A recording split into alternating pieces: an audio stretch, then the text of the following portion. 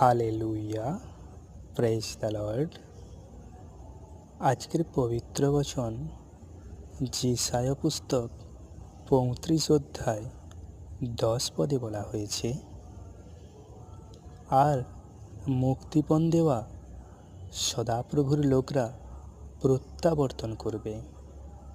তারা গান গাইতে গাইতে সিওনে প্রবেশ করবে। তাদের মাথায় থাকবে চিরস্থায়ী আনন্দ মুকুট।